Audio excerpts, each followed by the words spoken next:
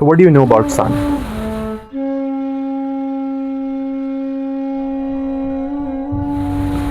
Sun is not what people think of, just as a light source, giving light every day to the whole world without any rhyme or reason.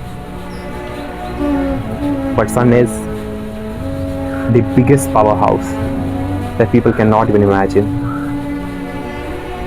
But people don't even know about it. The sun is natural, primary, ultimate light source of energy for Earth. It controls and creates the affairs of entire universe in regards to heat, light, seasonal changes, and it exists from the beginning of the creation. Sun is the king of sky.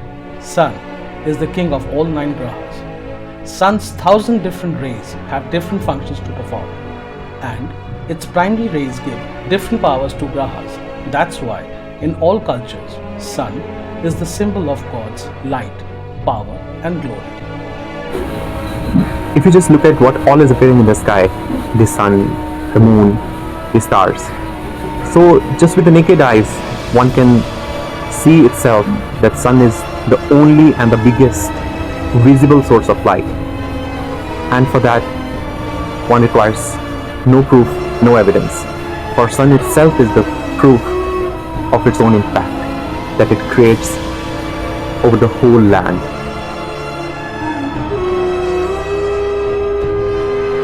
With sun there is light. With sun there are seasons. With sun there is fertility. With sun there is navigation. With sun everything comes to light. With sun is the visible this whole world. And so is the path to exit. Sun is the marker of all seasons. 4 times a year, the seasons officially change with sun's transit, marked by specific points called as equinox and solstice. Sun also fills the golden light in earthly form. Sun is the rainmaker. Sun absorbs the water from all the water bodies with its ray-like hands, and it gives back all the water as rain in the rainy season.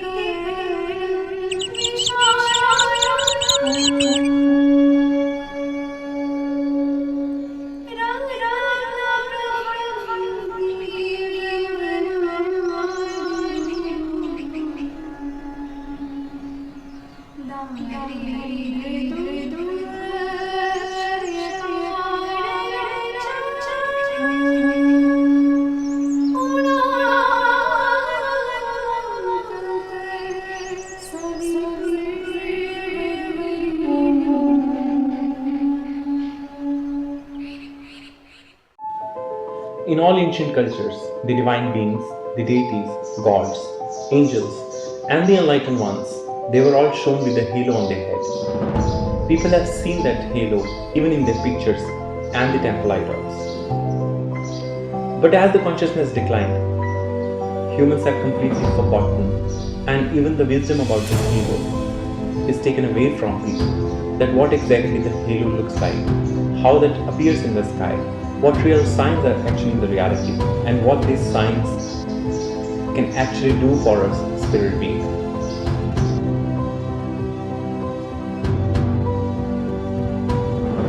Now you see, this world is a three-dimensional world, but the paintings and the photographs of all divine beings are on a two-dimensional frame.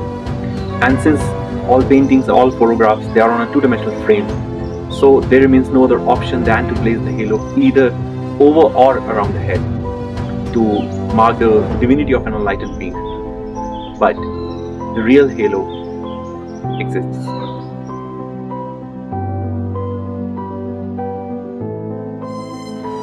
And the same goes for the idols and the figurines, with the kingdoms and the dynasties placed in their built temple architecture during their time. And they showed the halo as a ring with spokes behind the head of their idols and the figurines. However, the real halo does appear in reality and is visible to the naked eye.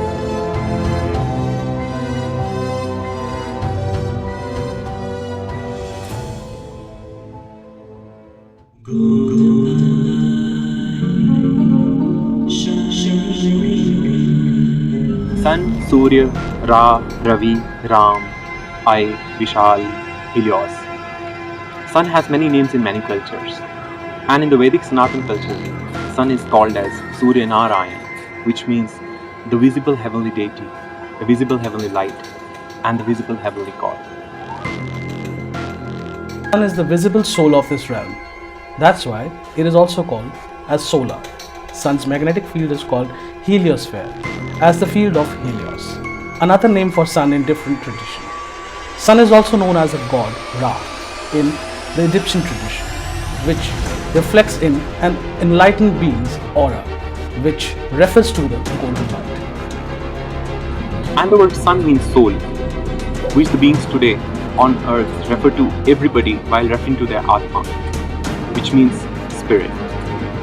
And the word spirit or Atma in Sanskrit is called Jivatma, which means Atma with a body, Atma with a physical body, Atma in a physical body. Whereas the word soul means Paramatma, and Paramatma means full light, just like sun. Therefore, sun is the visible Paramatma.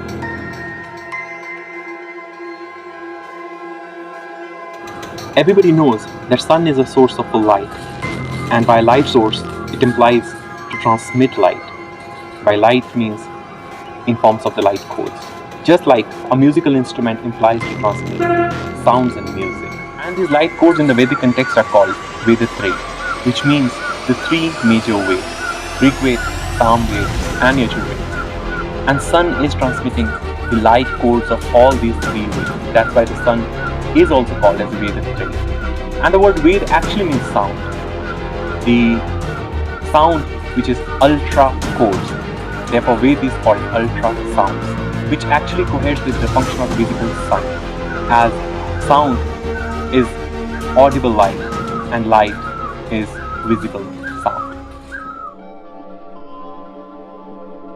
Since there is no proper education today, so beings are not taught what are they supposed to do with their body, why are they here on earth, and what they are supposed to do while they are on earth. So what happens when nobody knows what exactly they are supposed to do here on earth with this body, with their life? So when nobody knows, the simplest option remains with somebody is to follow the masses. What everybody is doing, so they also do the same thing. And there comes a point in time when nobody knows anything. But for the sincere seeker, nature still bestows the path. And that path begins with the discipline of the 5 elements. And as one connects with the 5 elements like earth, water, fire, air, sky, so it opens and blossoms the 5 centers in the spiritual body, and which people today call as chakras. There are 7 spiritual centers in the spirit body, and sun's golden light is the transmitter of primary 7-color spectrum called Vibgyor, which means each ray from the Vibgyor corresponds to each of the spiritual centers, like red with root center, orange its sacral center, and so on.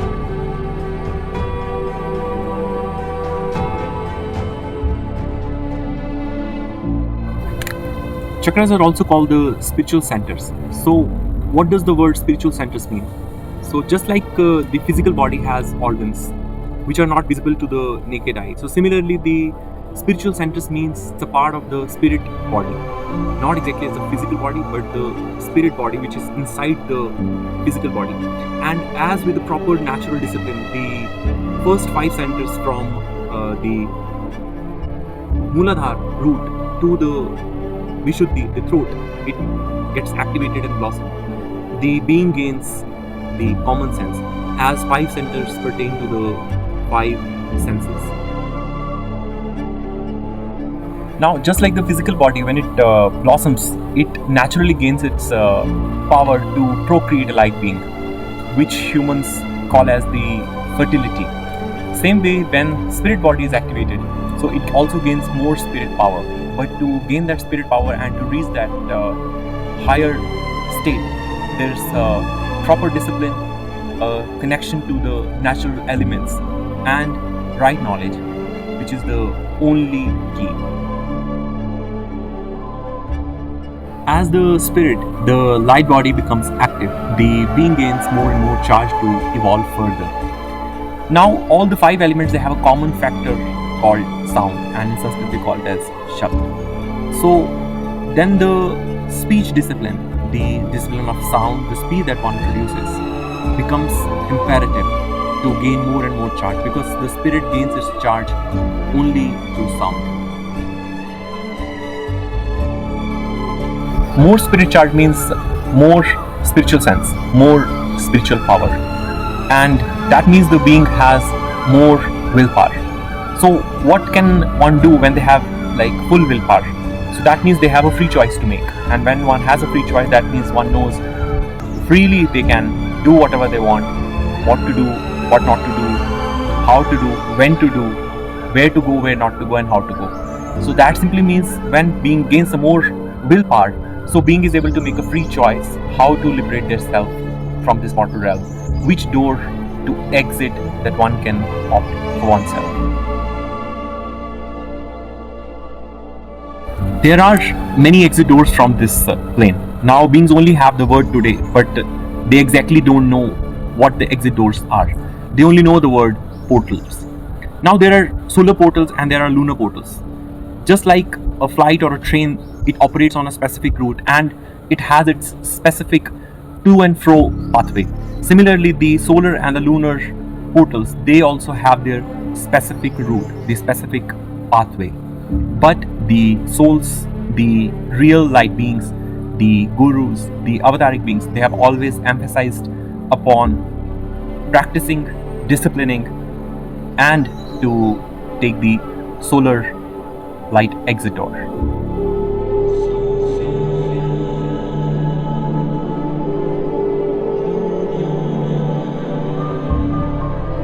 In the Vedic scripture, Mahabharata, Shukdev, son of sage Vedavyas, sought ultimate liberation, freedom from the cycle of birth and death. Through deep yogic penance, he realized that there are 2 paths to real liberation.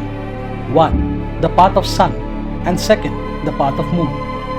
And with his penance, Shukdev concluded that the true liberation couldn't be found through the Chandramandal, the lunar crown, from where the spirits ultimately returns to the mortal realm, and one can visibly see it, for the moon waxes and wanes.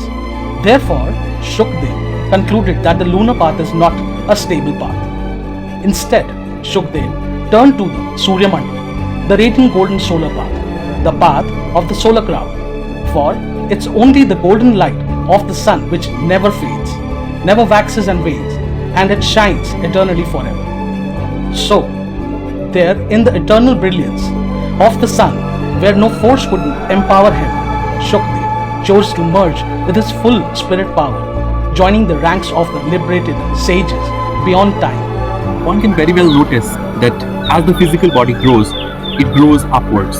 Similarly, as the spirit grows, it also moves upwards, grows upward, and it has to move upwards. And the upward movement of the spirit is called ascension. and as we call in Sanskrit as Urdhvagati. Because as the spirit descends to this plane, similarly by gaining more and more charge, the spirit can ascend as well. Now the physical body has a walking function which we call as the locomotion. So similarly the spirit also has a flying function. But the spirit can fly once it gains its charge through proper discipline and in specific to the discipline of speech. As the spirit regains its charge, which it has lost due to the wrong actions, the false actions, the actions against the natural divine laws, so the same reason has made spirit fall into the more solid firm body, the physical body, and that means the spirit can learn in a more solid, firm, stable, earthly way. And the spirit can actually go back to its original form by gaining its strength, its lost charge. And by gaining the lost charge, the spirit can actually fly like a fiery fairy. And that simply means the spirit can either fly out of the solar path or the lunar path.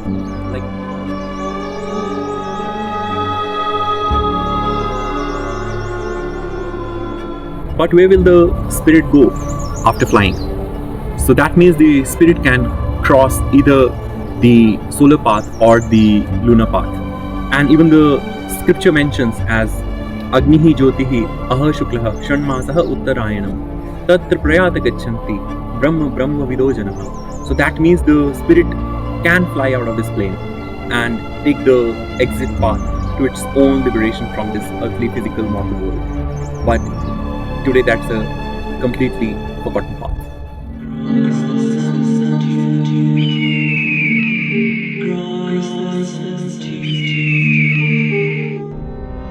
So what is the solar path? The solar exit door. As we look into the sky, in the astral plane there are different portals which people know as the 27 nakshatras. So out of the 27 nakshatras there is the whole belt of the northern nakshatras and the southern nakshatras. The northern nakshatras are the portals which takes the spirit upwards. It begins from the sign of Capricorn to the sign of moon, the Chandrika Raji. So as we look at the nakshatras, that begins from like the Shravan to Ashlesha. And when sun moves from Capricorn to Chandrika, it covers all the northern nakshatras. And as spirit leaves the earthly body during that period, so that means the solar exit of that specific zone, the northern zone, is open. And the most important thing here is it depends on the spirit charge. As the spirit gains more charge, it can cross through the northern pathway. And just like the tree has the branching to it, so same way the whole creation also has the branching. And that branching has the pathways which goes upwards, and there are certain pathways which comes back into this mortal realm. And the northern pathways are the pathways which take the spirit up, whereas the southern pathways brings the spirit back into this realm. And at the same time, how would one know that who is the being, who is the living embodiment of the solar exit, the solar path, the exit door, who is living in the body as being on this plane? That's what the ancient traditions and the ancient cultures, they showed as halo over the head of the enlightened being, the solar halo, the halo which is the insignia of the soul, the Param Atman, the Atman in its supreme form. And in the Vedic scriptures, the sun halo, the solar halo, is also known as Surya Mandal, and many of the scriptures mention it very clearly what Surya Mandal is and why it appears and when it appears. And Surya Mandal, it also shows the presence of the divine being on earth. It's the same Surya Mandal which was always worshipped by the Vedic sages, the ancient beings, all the practitioners who wanted to exit this plane, who were the sincere seekers and the sincere practitioners to liberate their self from this mortal plane, from the cycle of birth and death. And this Surya Mandal, it actually works on the principle of sun, the Surya Siddhant. And the Surya Mandal, it not only shows the presence of the enlightened being, but it also brings the light into this world. Just like sun brings light into this world, similarly the being with the sun halo overhead, the Surya Mandal, he can bring light onto all subject matters of this world, from all angles, from all perspectives, and it covers all the roots of the subject matters to the highest perspective that subject matter should have and is required for a being to exit this plane. And no wonder it is the sign of an enlightened being. Surya Mandal, the solar exit, the solar portal. So just like there is airport, there is transport, there is seaport, in the sky there is a sky port, and there can be solar portal, there can be lunar portal, and the solar portal means there is to and fro, there is a exchange that is happening when there is a solar portal. So what is getting exchanged in the solar portal? And that exchange is about the light force, the higher frequency vibration which is getting exchanged between the being who is the carrier of that solar portal, who is the solar portal, and the multidimensional beings who are there on the other side of the solar portal. Means it's a communication, it's an interaction, it's an exchange between the three-dimensional being who has reached to the state of soul and the beings in the higher dimensions. That's why the Surya Mandal is also called as the Paramatma effect, the effect of the Supreme Being, the sign of the Supreme Being, the enlightened one, the one who has the full light like sun. Just like the physical body travels in the physical rotation system, same way, since spirit is light, so spirit can travel through the light port, the solar port, the lunar port, and the solar portal, the visible Surya Mandal, is basically the light port for all spirits who has reached to that level of charge. They can cross that light port, and that's why the Surya Mandal is called as sun tube. That means the light port that the spirit, the light being only can cross. At the same time, in the Vedic scriptures, the Surya Mandal is also mentioned as Narayana Astra, the Astra, the visible weapon at the astral plane to slay the demonic activities and the demons on the earth plane.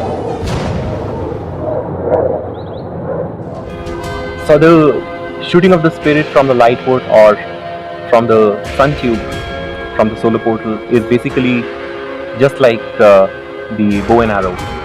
So it's the exact functionality like the bow and an arrow. So body works as a bow and the spirit is the arrow. As the spirit gains, the arrow gains more charge while being in the body itself. So it is shot out of the portal which it gains the coherence with. So I mean, it is a good thing for all the sincere spirits and the seekers who had been working, practicing, or doing so many techniques in the world just to break the cycle of birth and death. And the good news is it's all visible here, and the good times are back on earth when the spirits can break the cycle, they can liberate themselves from the physical, mortal, temporary world, and they can exit from this plane.